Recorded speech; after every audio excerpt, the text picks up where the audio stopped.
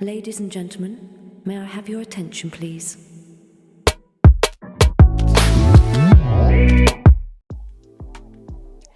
Have you ever taken a trip that completely changed your life, even if you never expected it to?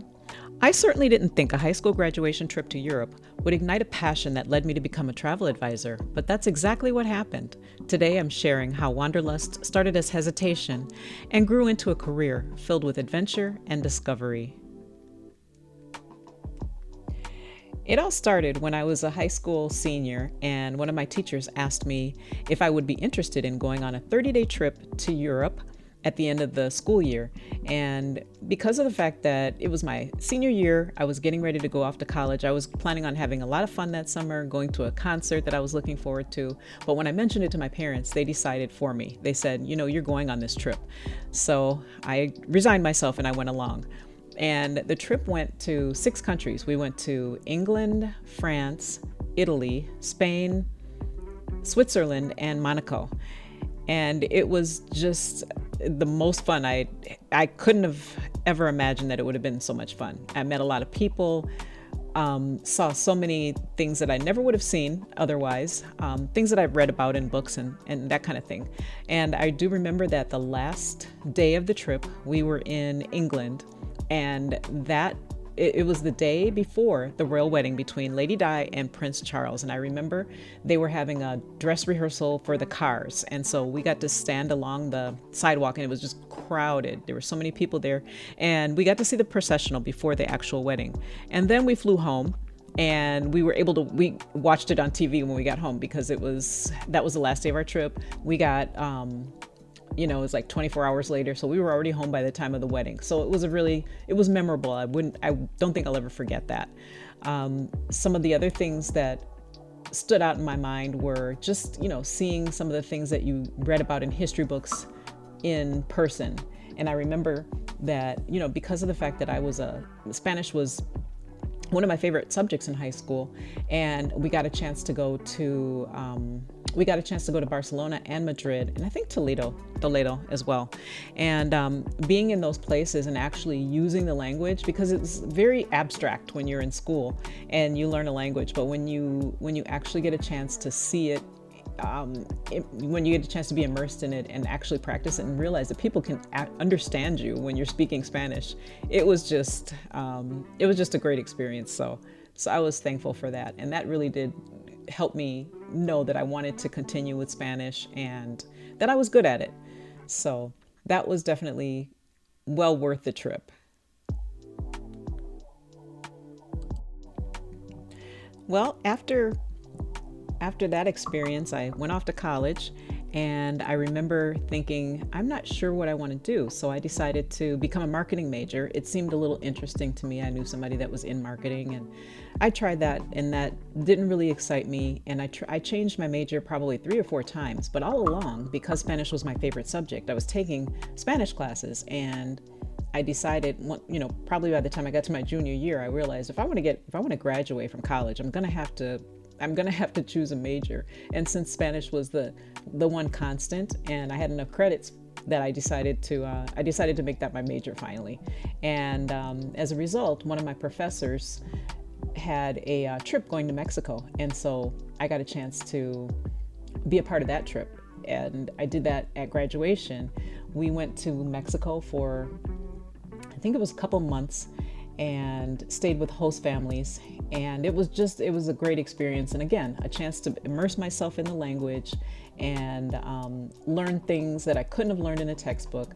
Had such a good time. Again, always meeting new people.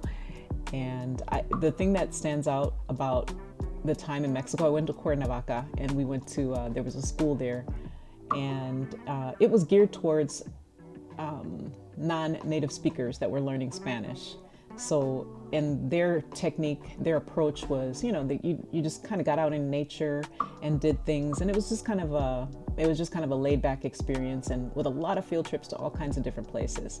And I remember the first host family that we stayed with wasn't really the best fit for us. I had a roommate, and the two of us I remember spending Christmas Day watching David Letterman, because they went with their family to celebrate Christmas without us. And apparently they didn't think that they didn't think that being that I guess they didn't think that that we were worth spending time with or something. So they gave us cornflakes, and that's what we had for dinner on Christmas Day. When my professor found out about it, he and we were just so jealous because of all of the other students were talking about all these great experiences they were having with their host families, and when my professor happened to overhear us talking and decided, you guys are moving, somebody else had gotten homesick and went and left the program, so there was a space open in another home, which was so lucky for us because he decided to send us there, and from there we had just the best experience. And I've gone back to visit that family several times since then.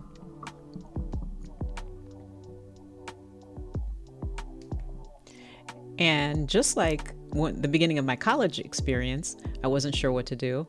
Now I have a degree in Spanish, and I'm still not sure what to do with it, but I knew that was something that I enjoyed. So I had to figure out what I was going to do, and decided to become a substitute teacher while I figured things out. And eventually came to the conclusion that, since I'm substitute teaching, I kind of like this, and I went and got my teaching certification, became a teacher, which led me to wanting to take students on trips. And we started by taking kids on just regular trips where you find a trip in a catalog and you take the students. And to me, it felt like a death march because the students, they had fun because they were just shopping. I don't think that they saw the fun in educational travel the way I had hoped they would. The type of food that they were given to eat by the companies that led these tours was just bad food. It didn't reflect the culture or anything of the country that we were visiting. So we decided, my colleague and I, Ale, and I did an episode with Ale about our trips, a little bit more in depth into that. But we decided that since this wasn't quite what we wanted to do an exchange. I went to Spain to get my master's when, I don't even know what year it was. I went to Spain and decided that I wanted to get my master's there because I wanted to have an immersion experience, and I just wanted it to be something that I could take back and share things with my students. So in the process of doing that, I met a teacher from Spain who taught English, and she kind of had the same ideas as me. She wanted to bring her students to the United States so that they could get an authentic experience, so they could be immersed as well. And so we decided that we would do an exchange, and every other year we took our students to Spain, and in our off years they brought their students to the United States, and it was the best thing in my career, I think. When we did that, the students stayed with host families. We matched them with their peers, and we as teachers stayed with our colleagues. So we got a chance to compare and contrast all kinds of things as far as, types of transportation, for example. In the United States, everybody drives to work. Not everybody, but the majority of us drive to work. And when we were in Spain, we got to take the metro. I don't know that everybody thinks that's a luxury, but I enjoyed it because I didn't have to drive. It's just really nice just to be able to sit down and let somebody drive you. So that was a great experience for us as teachers. But on the other hand, the students, they got the same amount of enjoyment out of it, and they made lifelong friends just like we did. And I just saw that the difference in those types of tours, and felt that was really what was needed. The students got a chance to taste authentic food instead of just the food that the hotels offer, because they know that if you don't have any connection, how are you going to see the importance of this? So I think that was the reason that it was necessary to do the cultural exchange.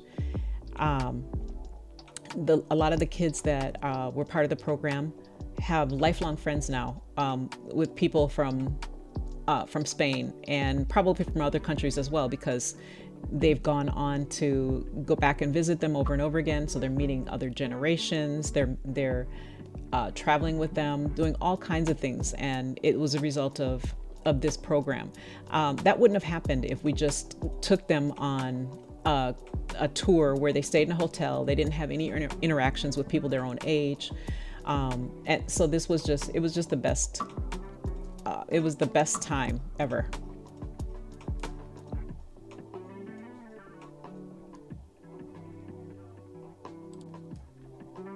The only sad thing about that program was that, like all good things, it had to come to an end. I decided to retire. The teachers from Spain went on to do different roles, as well as my colleague Ale, and so we had to stop our exchange program, but we still maintain a friendship and we go back and forth to visit each other all the time. I talk to some of the students that we've traveled with from time to time, and they're still, I think this impacted their lives as well. But as a result of that, I didn't want to stop traveling, and I didn't want to stop these exchange programs. And so I decided I would become a travel advisor and make it possible for teachers that want to lead trips with their students and want to have something meaningful. I wanted them to have a way to do this without having to reinvent the wheel, because when we did this program, we had to do everything from the ground up, and it was just such a pleasure to do that. I wanted to do that for other people. So in addition to planning, to being a full service travel agency, I do spend lots of time trying to let teachers know what it is that I do so that I can help them do the same thing. Well, I just feel that I just have been so lucky in order to, just looking at the journey that brought me here. And I'm so glad for all the twists and turns that my career path has taken. And I'm glad I'm here where I am now. And I just embrace all of those things. I believe in being flexible and going where the path leads you. So I think that's the key to happiness, just figuring it out as you go along sometimes. Or, some people I think are born knowing what it is that they want to do, and some people just don't. I'm one of those people that didn't know, and I think maybe I got nudged in the right direction just by, I don't know if it was happenstance, but I got there somehow, and I'm just glad that I am where I am. So I invite you to connect with my podcast and subscribe so you can hear more about the journey and the amazing people that I'm going to be interviewing. My next episode is an interview with an American who has moved off the mainland. She lives in St. Croix now, so you'll get to hear about her adventures in the next episode after this. So I hope you will have a listen. Until next time, thank you and see you soon.